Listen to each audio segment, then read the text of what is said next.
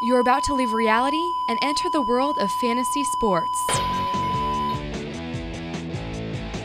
Sports! Hello and welcome to Sports.com's Fantasy Sports Report. I'm Maya June, and I'm joined by Rob Shaw for an interview after his much-anticipated fantasy football draft. We have a few questions for you. All right, bring them on. Okay, with the 7th pick, you went with Tom Brady over Randy Moss and Marion Barber. What were you thinking?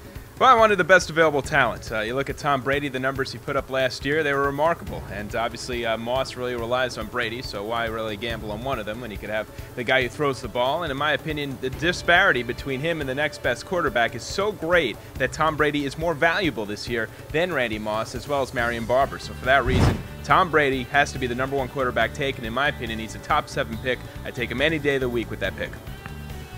Your next 2 picks, Larry Johnson and Jamal Lewis. Your mindset on those? Well, I went with the quarterback early. I need to make up for it with the running backs. So that being said, I took my next 2 picks as running backs, and I'm very happy to be able to get those talents. I think Larry Johnson's a guy who could come back from injury last season, put up 1,300, 1,400 rushing yards, and you look at someone like Jamal Lewis and the track record he has. The guy always gets at least 1,000 yards. I think there's a good chance of him doing that, and it makes up for me taking a quarterback with my first pick. You enter the 4th round without a wideout and choose Reggie Bush. Yeah. A surprise pick? Oh, I guess for some. I mean, it was a situation in which I needed to, again, I wanted to make up for my running backs. If one of those guys gets injured, I don't want to be stuck with it. And also, looking at some of the wide receivers who were available with that pick, they weren't all that great. The best ones have already been taken. I feel like I could wait a couple of rounds and pick up some of the middle-level receivers and see what they could do in the long haul. 5th and 6th rounds, Santonio Holmes and Kellen Winslow. Are you concerned about your wide receivers?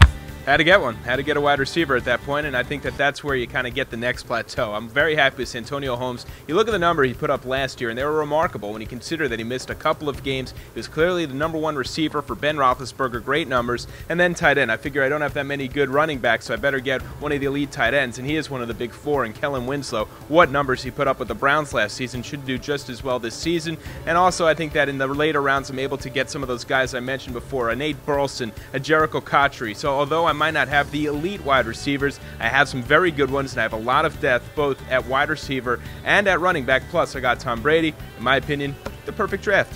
Thank you, Rob. And for more fantasy sports, go to sports.com.